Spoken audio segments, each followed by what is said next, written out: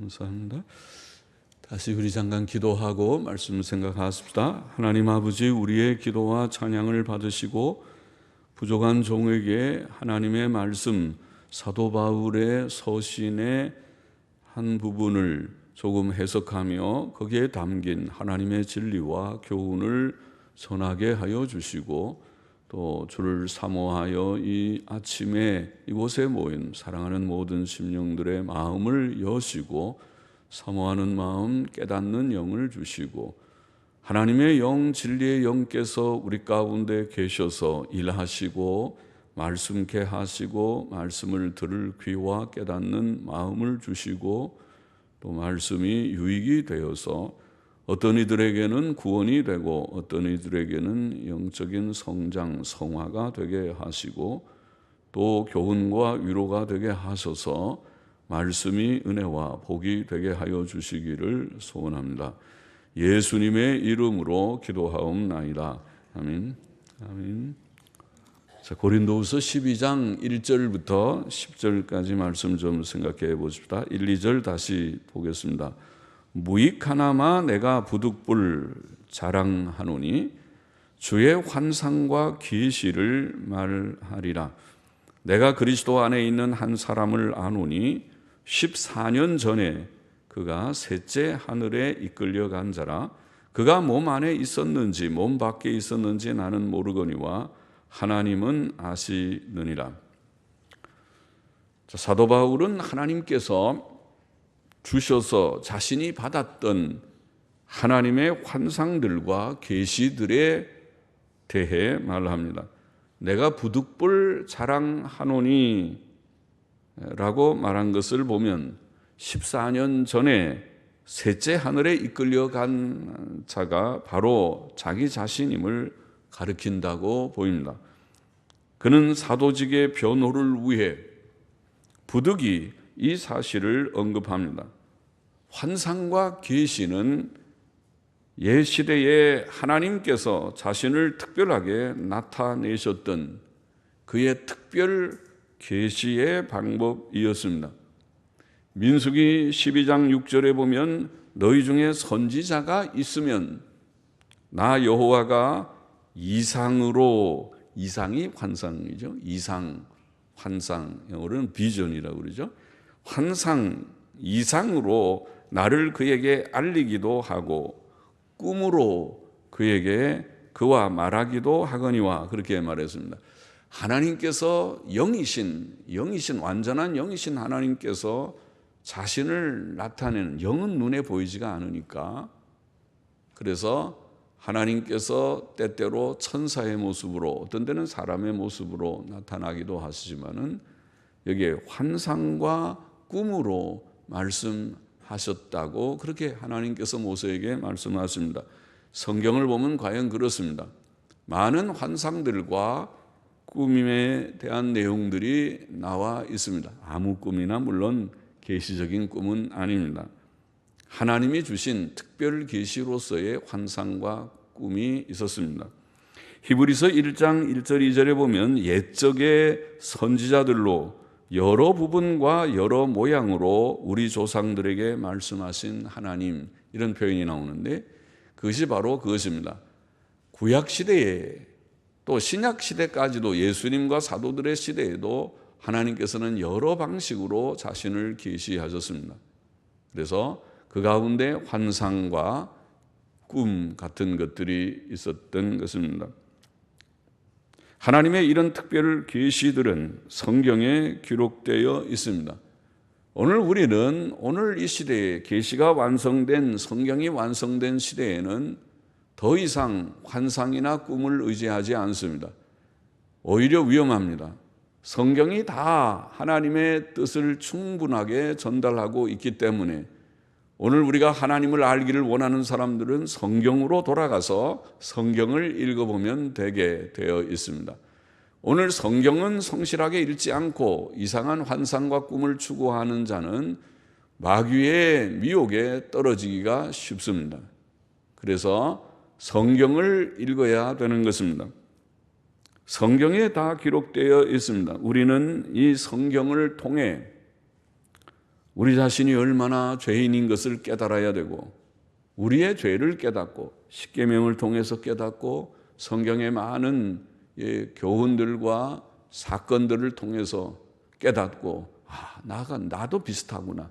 저 성경에 있는 실패한 사람들, 이스라엘의 실패, 또 여러 사람들의 실패, 죄를 짓고 하나님 앞에 징벌을 받고 하는 많은 내용들을 읽어보면서 바로 나의 모습이 저와 비슷한데, 우리 자신을 깨닫고 회개를 하고 자신의 죄를 깨닫고 내가 죄인입니다, 나는 멸망을 받아야 마땅한 큰 죄인입니다 하는 것을 깨닫는 것이 아주 중요하고, 그리고 성경이 증거하는 예수 그리스도를 통해서 그를 믿음으로 구원을 받는 것이 바로 하나님께서 성경책을 주신 목적입니다. 죄를 깨닫고 예수님을 믿고 구원을 받아야 되겠습니다. 다 그렇게 하셨습니까? 많은 사람들이 그렇게 하셨겠지만은 아직도 혹 그렇지 못하다면 그렇게 되기를 원합니다. 그것이 제일 요긴한 것입니다. 죄를 깨닫지 못하면 예수님이 발견되지 않습니다. 예수님이 나에게는 별 관심 밖의 사람이 될 것입니다. 그러나 죄를 깨닫게 되면 이 죄를 해결할 길은 구주 예수님밖에 없다는 것을 깨닫게 될 것입니다. 그리고 예수님 믿고 구원을 받고, 또 예수님 믿고 구원받은 사람들이 성경을 읽는 것은, 여전히 성경을 읽는 것은 성경을 통해서 온전케 되기 때문입니다. 우리의 죄성과의 싸움은 예수님 믿고 난 다음에도 여전히 있기 때문에 그것을 어떻게 지혜롭게 잘 극복할 수 있는가, 어떻게 성화를 이룰 수 있는가, 그것이 우리에게 성경을 주신 또 하나의 목적입니다. 그러면 성경은 우리에게 두 가지 목적 때문에 하나님이 주신 책인데, 첫째는 죄를 깨닫고 예수님 믿고 회개하고 예수님 믿고 구원을 받으라고 주신 책이고, 둘째는 구원받은 사람들이 성경을 통해서 온전케 되라고. 예수님 믿습니까? 믿습니다. 말만 하는 그런 신자 말고, 예수님을 믿기 때문에 참으로 악을 버리고 이제는 하나님의 뜻대로 의와 선을 행하는 좋은 인격자들, 경건과 도덕성을 갖춘 인격자들이 되게 하기 위하여, 흠과 점이 없는 자가 되게 하기 위하여 책을 주셨다는 것입니다. 그래서 이 책을 열심히 읽고 듣고 배우고 묵상하는 자는 성화를 조금씩 이루어 갈 것입니다. 믿고 구원을 받아야 되고, 믿고 구원받은 자들이 성화를 이루게 하기 위하여 이 책을 주신 것입니다. 사도 바울이 14년 전에 환상 중에 올라간 셋째 하늘은 하나님께서 계시고 천사들이 거하는 가장 높은 하늘을 가리켰습니다. 그것을 셋째 하늘이라. 그러면 첫 단계 하늘은 새들이 날아다니는 이 공간, 하늘을 가리킬 것이고, 얼마나 높은지 몰라도 둘째 하늘쯤은 해와 달과 별들이, 수없이 많은 별들이 있는 보다 높은 하늘일 것이고, 그리고 여기에 셋째 하늘이라고 표현한 이 하늘은 바로 하나님의 영광이 거하는, 또 천사들이 하나님을 옹유하며 아름다운 찬송으로 주님을 영광 돌리는 그러한 곳이라고 생각할 수 있습니다. 3절 4절 보십시다. 내가 이런 사람을 아노니 그가 몸 안에 있었는지 몸 밖에 있었는지 나는 모르거니와 하나님은 아시느니라. 그가 낙원으로 이끌려 가서 말할 수 없는 말, 표현할 수 없는 말, 사람의 언어로 다 표현하기 어려운 그런 말이죠. 말할 수 없는 말을 들었으니 사람이 가히 이르지 못할, 영어 성경들은 사람이 말하는 것이 허락되지 않은, not permitted, 허락되지 않은, 그렇게 표현했습니다. 아마 말하면 말할 수 있지만 그 말은 하지 말아라, 너만 알고 있으라는 어떤 내용이겠지요. 사람이 말하는 것이 허락되지 않은 말이로다, 그렇게 말했습니다. 사도 바울은 그 셋째 하늘을 낙원이라고 표현합니다. 그곳은 우리가 천국이라고 부르는 곳입니다. 예수께서 하신 부자와 거지 나사로의 이야기에서 나사로가 죽은 후 들어간 아브라함의 품이나 십자가 위에서 회개한 강도에게 약속하신 낙원은 다 이곳을 가리킵니다. 또 히브리서 12장 22절이 말한 하늘의 예루살렘도 바로 이곳입니다. 땅의 예루살렘은 저 팔레스틴의 예루살렘이지만은 하늘의 예루살렘은 바로 이 천국입니다. 셋째 하늘, 아브라함의 품, 낙원 등은 다 천국을 가리킵니다. 천국은 확실히 있습니다. 영원하신 하나님께서는 영광스러운 천국을 예비하셨습니다. 에녹이라는 사람은 일찍이 그곳으로 올라갔고 엘리야 선지자도 그곳으로 올라갔습니다. 예수 그리스도께서도 그곳으로 올라가셨습니다. 의인들의 영들이 지금 그곳에서 안식과 평안을 누리고 있습니다. 천국은 구원받은 하나님의 자녀들에게 약속된 기업입니다. 그러나 사람이 거듭나지 않고는 주님께서 요한복음 3장에 말씀하신 대로 사람이 거듭나지 않고는 그곳에 들어갈 수 없습니다. 모든 죄인들과 악인들은 그곳에 들어갈 수 없습니다. 천국에 들어갈 자들은 반드시 예수 그리스도를 믿음으로 죄사함과 의롭다 하심을 받아야 하고 이 세상에서도 하나님의 계명을 즐거이 순종하며 거룩하고 의롭고 선한 삶을 살아야 할 것입니다. 사도 바울은 거기서 사람이 말하는 것이 허락되지 않은 말을 들었습니다. 우리는 천국에서도 인격적 의사소통을 가질 것입니다. 천국은 확실히 대화가 있는 사랑의 세계일 것입니다. 사도의 자격 요건의 하나는 주께서 자신의 뜻을 그에게 계시하심에 있었습니다. 자기 마음의 생각을 하나님의 뜻인 것처럼 말하는 자들은 분명히 거짓 사도들입니다. 오늘날 성경을 충실히 강해하거나 강론하지 않고 자기 생각이나 세상의 생각들을 전하는 목사가 있다면 그들은 확실히 거짓된 목사일 것입니다. 5절 6절 보십시다. 내가 이런 사람을 위하여 자랑하겠으나 나를 위하여는 약한 것들 외에 자랑치 아니하리라. 내가 만일 자랑하고자 하여도 어리석은 자가 되지 아니할 것은 내가 참말을 함이라. 그러나 누가 나를 보는 바와 내게 듣는 바에 지나치게 생각할까 두려워하여 그만두노라. 사도 바울이 셋째 하늘에 올라간 환상과 계시를 자기 몸 안에 있었든지 혹은 자기 몸 밖에 있었던 한 사람의 경험이라고 말한 것은 자신의 사도직의 변증을 위해 부득이 하는 자랑이었기 때문입니다. 이 간증은 거짓말이거나 과장된 말이 아니고 참말이었습니다. 그러나 바울은 자신을 보거나 자신의 간증을 듣는 자들이 무엇을 지나치게 생각지 않도록 그 정도만 말하고 더 이상 말하지 않았습니다. 7절 보십시다. 여러 계시를 받은 것이 지극히 크므로 너무 자고하지 않게 하시려고 내 육체의 가시 곧 사탄의 사자를 주셨으니 이는 나를 쳐서 너무 자고하지 않게 하려 하심이니라. 사도 바울은 여러 가지 놀랍고 중요한 계시들을 하나님께로부터 받았습니다. 여기에 주께서 직접 부르시고 세우신 사도들, 즉 12사도들과 사도 바울의 권위가 있고 신약 성경의 신적 권위성이 있습니다. 사도시대 이후의 목사들은 사도들과 분명히 다릅니다. 목사들은 선지자들과 사도들을 통해 주신 신구약 성경을 열심히 읽고 묵상하고 연구함으로써 거기에 담긴 하나님의 진리와 교훈을 전하는 자들입니다. 오늘날 목사들의 권위는 바르고 충실한 성경적 설교와 교훈에만 있습니다. 하나님께서는 사도 바울에게 주신 계시들이 너무 중대하였기 때문에 그가 교만하지 않게 하시려고 그의 육체에 가시를 주셨습니다. 교만은 사람에게 있어서 가장 근본적인 죄입니다. 교만은 마귀가 된 죄라고 보입니다.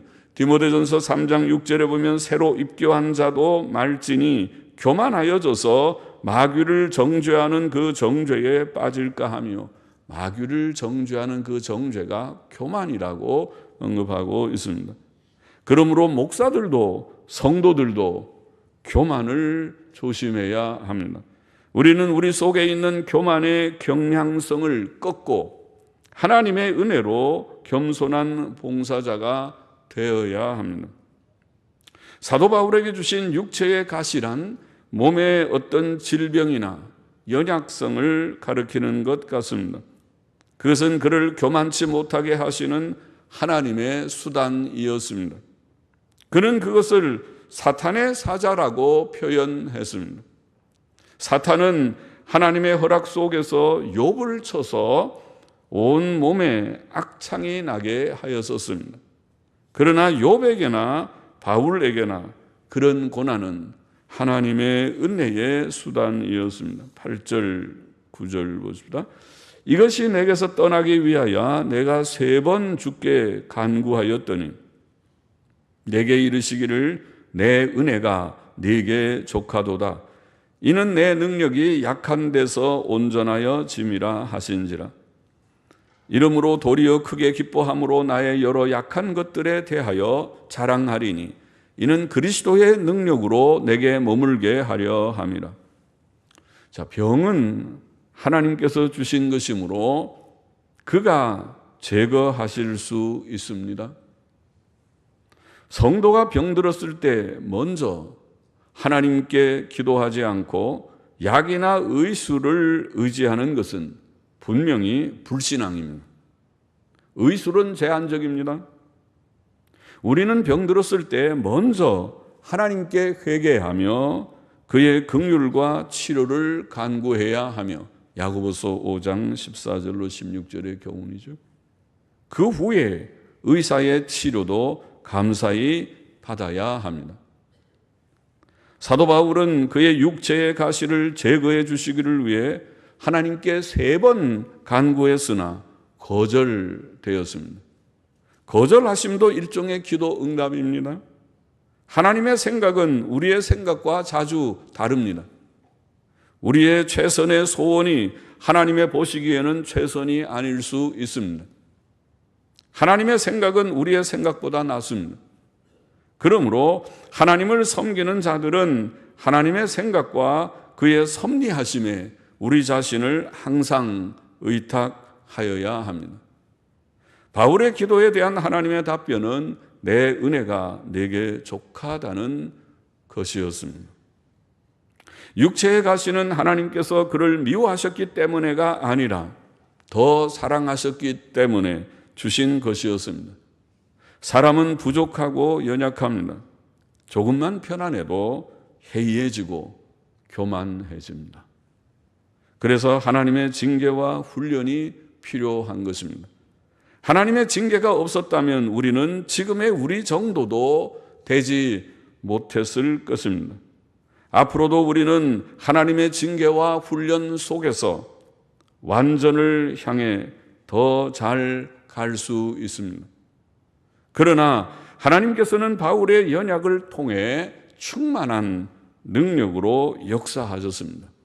우리가 스스로 강하다고 느낄 때 하나님께서는 우리를 사용하지 않으실 것이지만, 우리가 연약하다고 느낄 때 그는 우리를 통해 능력으로 역사하셔서 그의 일을 이루시며 그의 영광을 나타냈습니다.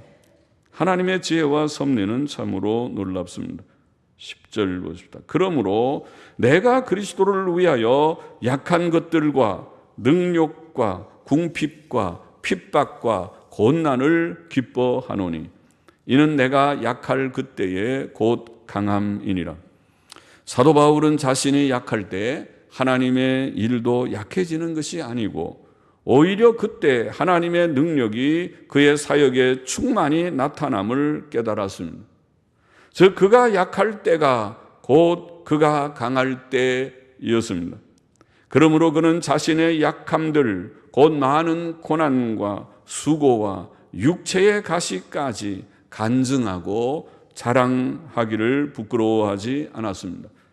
오늘날도 우리의 몸과 마음은 연약하지만 하나님께서는 그런 우리를 사용하셔서 그의 일을 힘있게 이루십니다.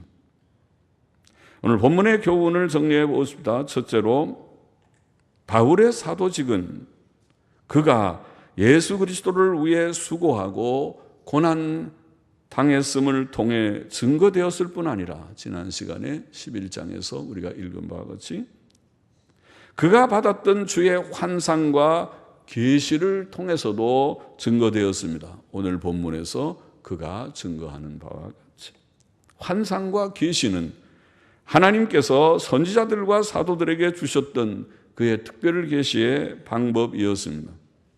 저는 환상과 계시를 받은 적이 없습니다.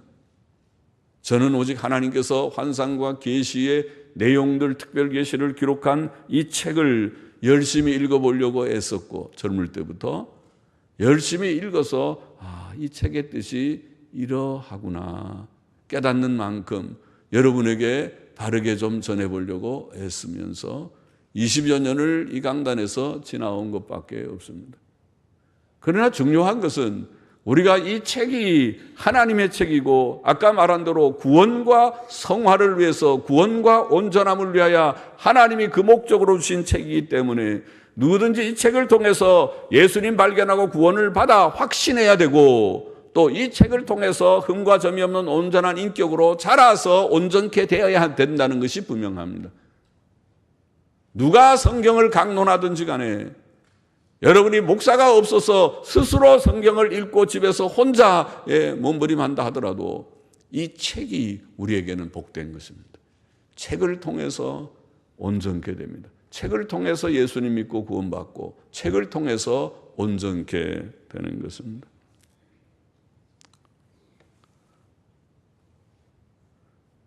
바울이 환상과 계시를 언급한 것은 그가 하나님의 사도임을 증거하고자 하는 그런 그 증거의 한 내용이었고, 오늘 우리가 읽는 사도 바울의 서신의 한 부분, 짧은 부분을 읽었지만은 이것이나 바울의 나머지 13권, 14권의 성경 전체나, 아니 신약 성경 전체, 사도적 권위로 주신 책 전체, 구약의 모세와 선지자들의 글이나 신약의 사도와 사도들이 확증한 모든 글들 전체 66권의 책이 이것이 얼마나 복된 하나님의 책인지, 이것은 그냥 사람이 쓴 책이 아니고 하나님의 감동 가운데서 하나님의 권위로 우리에게 주신 책이라는 것을 깨닫는 것이 필요합니다. 그래서 그 책을 통해서 구원을 받으십시오. 예수님이 정말 계신지, 하나님이 계신지, 예수님이 나의 구주가 맞는지 불확실한 분이 계시면 책을 읽으십시오. 책을 다시 또 들어보십시오. 요새는 나는 눈이 나빠서 책을 잘 못 읽습니다 하는 분들도 얼마나 좋은 시대인지, 스마트폰은 다 있으니까 스마트폰에는 성경 앱이라는 게 있어서 성경 앱을 깔면은 그걸 누르면은 성경이 줄줄줄 창세기부터 막 들려오고, 또 거기에 우리 홈페이지 앱이 아니라 홈페이지에 이렇게 아이콘이라고 그러죠. 홈페이지 모양을 거기다 띄워놓으면 그것만 누르면 성경 설교가 그 수백 개의 설교가 얼마든지 어머거나 듣고 싶으면 줄줄줄 나오는 그런 복된 시대에 살고 있으니까 나는 눈이 어두워서 성경을 못 읽습니다, 그런 말씀은 못할 것입니다. 귀가 어두운 분은 눈이 밝으면 책을 보면 되고, 눈이 어두운 분은 책을 못 보게 되면 들으면 되고, 하나님 말씀을 읽거나 들어서 구원을 받아야 되고, 내가 죄인인 것 깨닫고 예수님 믿고 구원을 받고 또 온전케 되는 하나님께서 성경을 우리에게 주신 그 의도가 우리 속에 이루어지기를 바랍니다. 하나님이 그것을 원하시는 것입니다. 하나님은 여러분을 그렇게 사랑하시는 것입니다. 예수님 믿고 구원을 받으라고, 또 예수님 믿고 구원을 받은 자마다 이제는 흠과 점이 없는 나의 형상을 이루라고, 예수님 믿은 지가 몇 년 되는데 아직도 철부지 같은 어린아이 같은 모습으로 투정이나 부리고 있느냐고. 성숙한 어른의 모습을 갖추라고.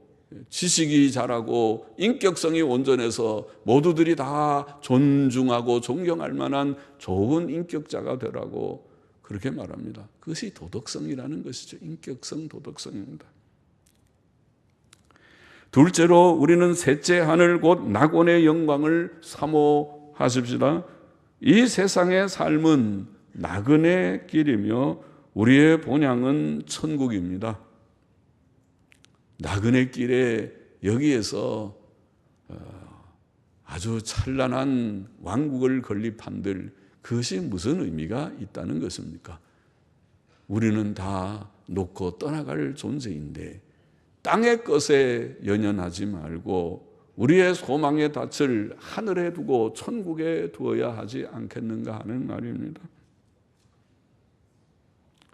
우리는 성경을 통해서 구원을 확신하고 또 성경을 통해서 천국 소망도 확신해서 정말 하나님이 계신가? 계시다. 천국이 있는가? 있다. 셋째 하늘이 있는가? 있다. 네가 가봤는가? 나는 못 가봤지만은 그러나 바울이 가보고 말한 그 말은 내가 믿는다. 그것이 바로 에녹이 가고 엘리야가 가고 우리 주님이 승천하여 가신 그것이 분명하다. 하나님이 계시니 하나님이 계신 집이 있는 것이 분명하다. 그곳은 좋은 곳이 분명하다. 낙원이다. 파라다이스다. 그것이 정말 파라다이스, 낙원이다.